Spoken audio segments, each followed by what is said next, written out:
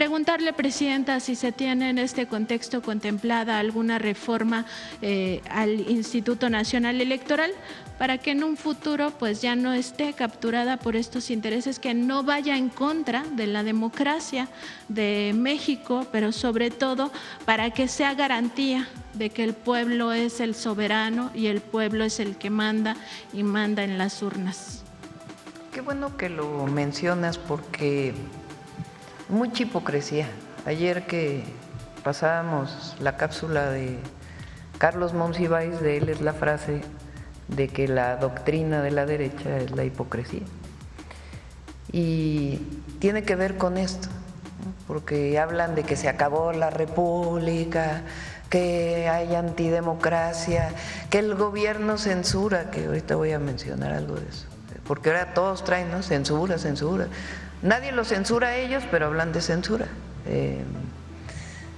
Como retahíla, ¿no? Y nunca hablan del fraude electoral del 2006, porque quien era presidente del Instituto Federal Electoral en el 2006 es uno de los comentócratas más mencionados, cuando él validó un fraude electoral, que nunca permitieron que se abrieran las casillas para contar todos los votos, que votaron por quemar las urnas después o quemar las boletas para que nunca se supiera cuál fue el resultado real del 2006. Que está en mis 100 puntos, una reforma electoral que hace falta y ya en su momento la vamos a presentar, porque tiene que ver con la cantidad de recursos que se utilizan para el INE, para 8,000 millones de pesos costó la elección ahora, la cantidad de recursos en las elecciones, la cantidad de recursos que tiene el INE, la cantidad de recursos que tienen los partidos políticos y otras formas también, los plurinominales también, para que darles una nueva tarea a los comentócratas para que empiecen a hablar de eso. Y regreso al tema de la censura, porque es que es increíble. O sea, ¿en qué país del mundo una televisora, que es una concesión del Estado, habla mañana, tarde, noche en contra de la presidenta con un montón de mentiras? ¿En qué momento cualquiera de los que escribe ha sido censurado?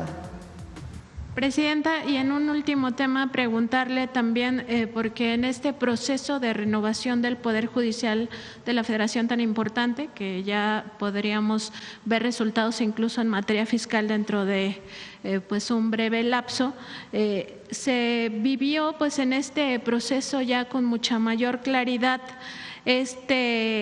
digamos que este esquema o estas áreas importantes dentro del Instituto Nacional Electoral que siguen capturadas por un grupo conservador. Incluso pues llamó la atención la declaración de la consejera presidenta Guadalupe Tadei el día que ya se sancionó esta elección como válida, la validez de la elección judicial. Ella hizo un pronunciamiento y habló no lo dijo con estas palabras, pero se entiende que habló del sabotaje interno que se sufrió en este proceso, como también ocurrió en la elección presidencial de 2024. Nosotros lo documentamos ampliamente. Y aquí el tema es que estos grupos de intereses creados en el INE pues tienen nombre y apellido y están insertos incluso en el Consejo General del Instituto Nacional Electoral. Y nada más para poner algunos ejemplos, pues es que ahí como consejeros y consejeras están, por ejemplo, Claudia Zavala, quien como titular de la Unidad de Quejas y Denuncias de este Instituto Nacional Electoral pues propició que se sembraran pruebas en contra del expresidente Andrés Manuel López Obrador entre 2023 y 2024 para acusarlo, por ejemplo, de que había cometido violencia política en contra de la candidata del PRIAN, Xochitl Gálvez. También está Jaime Rivera, quien fuera director de análisis del extinto órgano de espionaje CISEN, ¿no? Por ejemplo, en la época del gobierno de Felipe Calderón, cuando ocurrió todo lo de Genaro García Luna y sus nexos con el cártel de Sinaloa. Está Dania Rabel, que es exfuncionaria del sexenio de Enrique Peña Nieto y muy cercana al exconsejero presidente Leonardo Valdés Zurita, también consejero electoral. Arturo Castillo, quien trabajó pues en el INE y en el Tribunal Electoral del Poder Judicial de la Federación en diferentes momentos cuando ocurrieron los fraudes electorales de 2006 y 2012.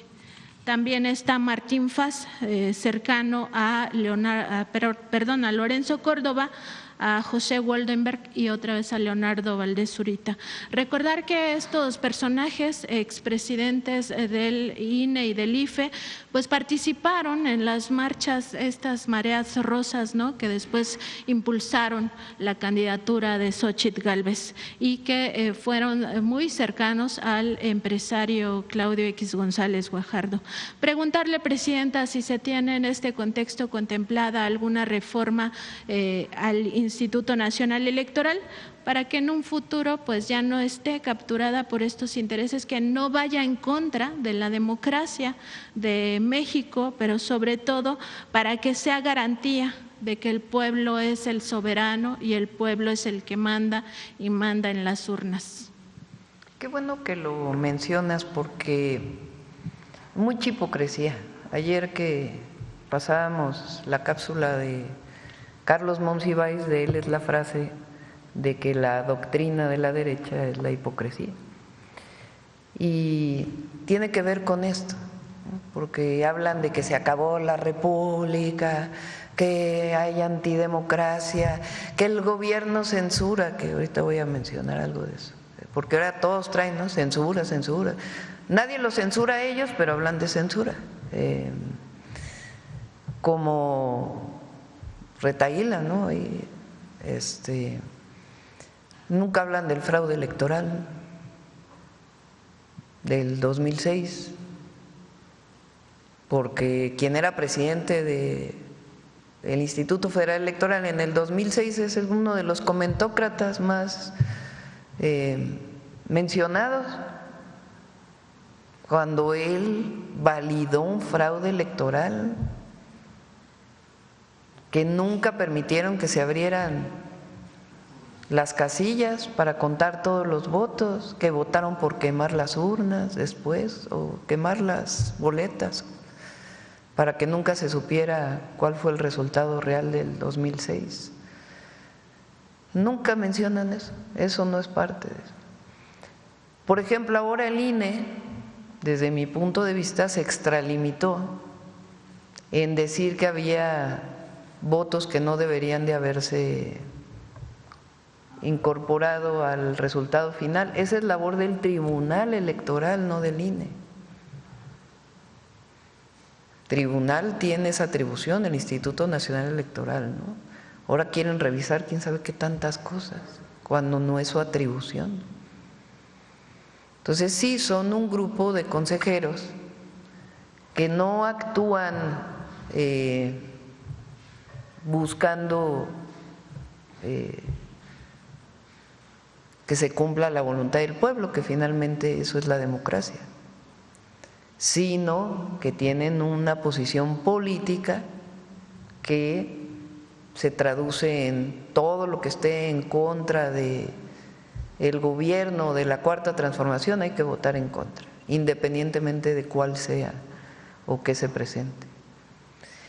Que está en mis 100 puntos, una reforma electoral que hace falta y ya en su momento la vamos a presentar, porque tiene que ver con la cantidad de recursos que se utilizan para el INE, para 8,000 millones de pesos costó la elección ahora. La cantidad de recursos en las elecciones, la cantidad de recursos que tiene el INE, la cantidad de recursos que tienen los partidos políticos,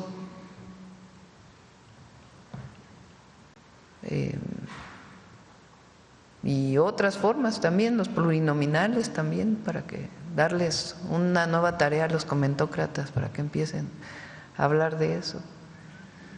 Y regreso al tema de la censura, porque es que es increíble. O sea, ¿en qué país del mundo una televisora, que es una concesión del Estado, habla mañana, tarde, noche en contra de la presidenta con un montón de mentiras? ¿En qué momento cualquiera de los que escribe ha sido censurado? Fíjense, me puse a investigar porque lo traen por el tema de Puebla, ¿no? El tema de Puebla es una ley que tiene que ver con el ciberacoso, en un sentido muy amplio que presentó el gobernador Armenta. Y entonces de ahí lo derivaron a que era una ley dedicada a sancionar y a censurar a aquel que hable mal del gobernador en las redes sociales. Que tenga que clarificarse, se clarifica, pero es una ley contra el ciberacoso que ya existe en Nuevo León, que ya existe en Coahuila, que ya existe en otros estados. Ese era el objetivo, o ese es el objetivo de la ley que presentó el gobernador de Puebla. Y en todo caso que ahí quede establecido en la ley que no tiene que ver con los funcionarios públicos. El caso de Laida Sansores que vale la pena revisarlo, que es un tema que tiene que ver con la violencia contra las mujeres. En mi caso, lo he dicho en cualquier tema, es libertad de expresión. Pero el nivel de críticas al que se ha llegado contra una mujer gobernadora, una mujer, cualquiera que fuera el partido político de esta persona, vinculadas a su físico, no tiene nada que ver con lo político, sino una crítica despiadada, misógina. Entonces ahora que estuve con la idea, dice, bueno, es que en algún momento tiene que resolverse este problema de violencia de género tan fuerte contra las mujeres, por un problema que no tiene nada que ver con la forma en que gobiernas o lo que hiciste o lo que no hiciste, sino con el físico de la persona. O con palabras que denigran de una manera terrible a una mujer. Entonces, vale la pena discutir, porque eso no tiene que ver con la censura. ¿Hasta dónde puede llegar una crítica de este tipo? Repito, en mi caso, libertad de expresión, y es lo que pensamos en el movimiento. Pero son dos temas que los han levantado como si fuera que ahora Morena quiere censurar o que ahora los que venimos de Morena queremos censurar, cuando hay la mayor libertad de expresión de la historia.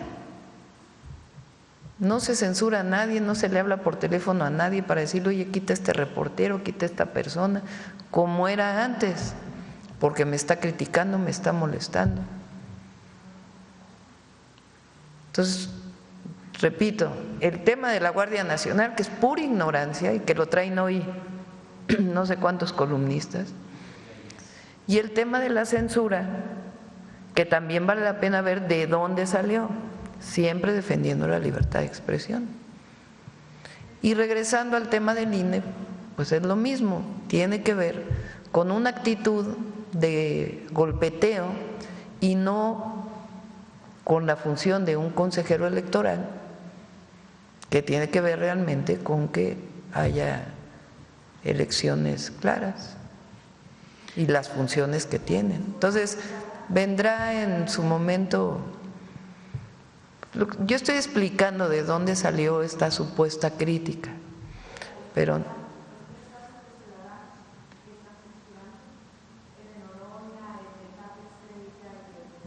ahora de Laisha Williams. No, yo estoy a favor de la libertad de expresión siempre. Lo que digo es de dónde sale la crítica de la supuesta censura. Una crítica o sea, hablan, escriben lo que quieren, no tienen problema, nadie los cuestiona y hablan de censura. ¿De dónde surgió la crítica? De dos leyes. Una ley que era de ciberacoso, que no tenía que ver con la crítica al gobernador y que en todo caso sé elegirle, que no tiene que ver con las críticas al gobernador, pero que es indispensable todo el problema del ciberacoso, discutirlo, particularmente contra las mujeres, de ahí viene la ley Olimpia, por ejemplo, y el tema del nivel de crítica a una mujer por ser mujer, por cómo te vistes, por cómo hablas, por cómo te pintas. Es importante discutirlo, muy importante en nuestro país.